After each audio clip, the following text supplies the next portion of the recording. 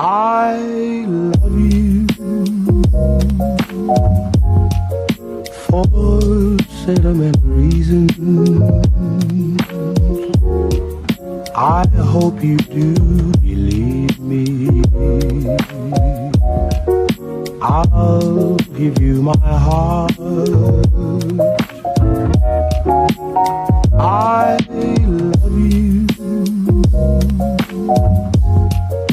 for sentimental reasons. Making my way downtown, walking fast, faces pass and I'm homebound.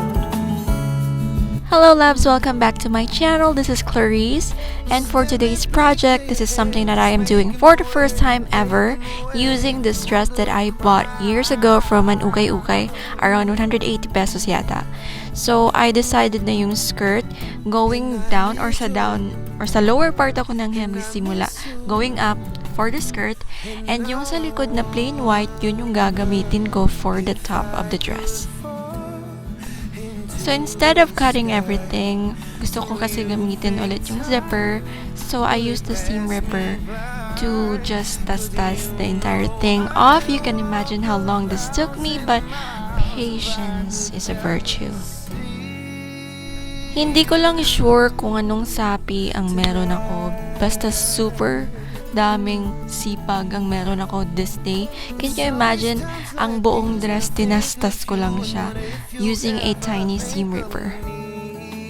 So ito na nga yung plain na white back piece, the front piece, and the skirt, all in separate pieces.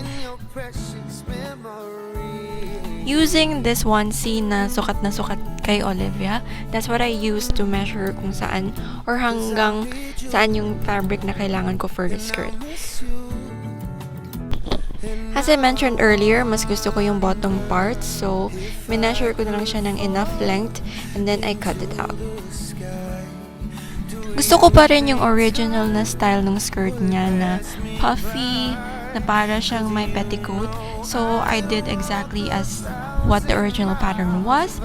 Gagawa lang tayo ng pleats that are meeting on the middle to create big puffs of the dress.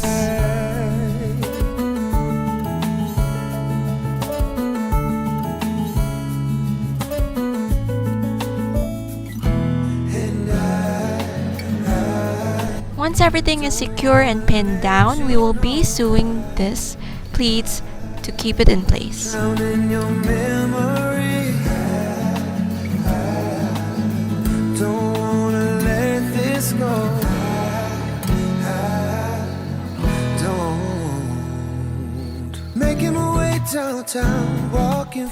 So that was easy for the skirt. Ito na yon, puffy na siya and it looks already cute.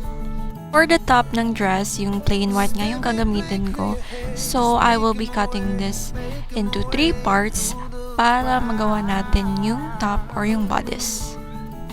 So we have the biggest piece for the center, and then hahatiin natin for the both sides. We will just be pinning everything in place to make it one whole piece of a bodice. Into the sky, do you think time would pass us by? 'Cause you know I'd walk 1,000 miles if I could just see. Now, nabuo na ang ating bodice. Ginamit ko pa rin yung same pattern na damit ni Olivia to measure kung hanggang saan yung opening ng ating kilikili. Now, here is our bodice. Ang kailangan lang natin gawin is to hem the edges. 1,000 miles if I could just see you. If I could just hold you tonight. Now we are looking really good. So this is the top or the bodice. And this is our skirt. Ang gagawin na lang natin is to join the two together, making sure na centered yung bodice sa skirt. Yeah. I've been popping pills, man, I feel just like a rock star. I pinned everything into place para matahin na natin yung dress into one whole piece. So this is how the dress is looking so far, and to close the back, gusto ko lagyan siya ng zipper. So I will be still using the same zipper na tinanggal ko earlier because it's an invisible zipper and it would look better on this particular dress. Off-cam, tinahi ko yung edges para may lalagyan tayo ng zipper. First time ko din magtahi ng zipper on a cloth or a project. So, ginawa ko, nag-investigate muna ako sa mga damit ko that has zippers. Medyo nakuha ko naman, and I think my first time went well.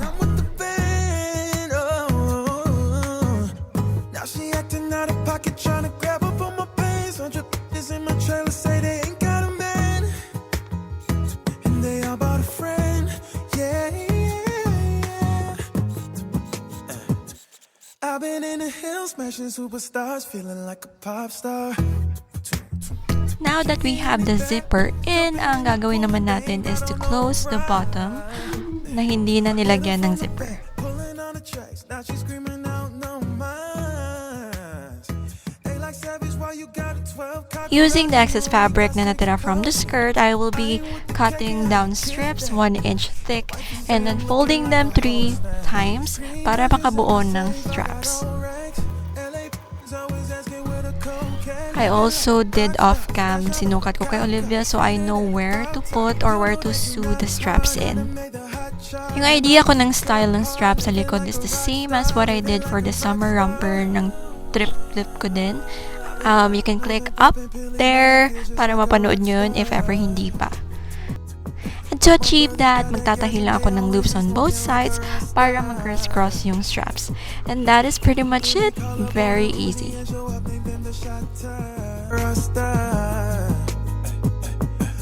When we call up on a Uzi and show up, name them the Shotters. When my homies pull up on your block, they make that thing go grata-ta-ta.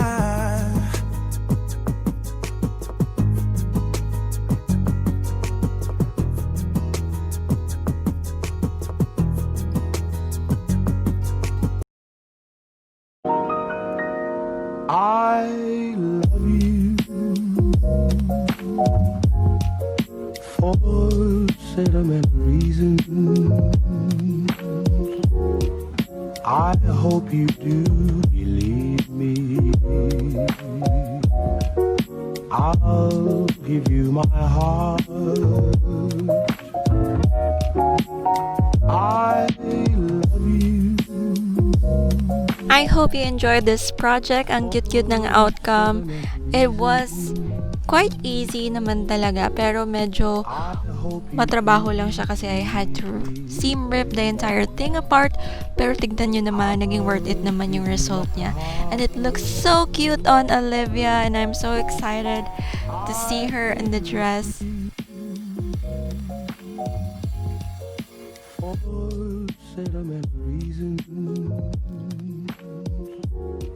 Thank you guys for watching. I really appreciate it. Until the next video, bye! I'll give you my heart. I love you for sentimental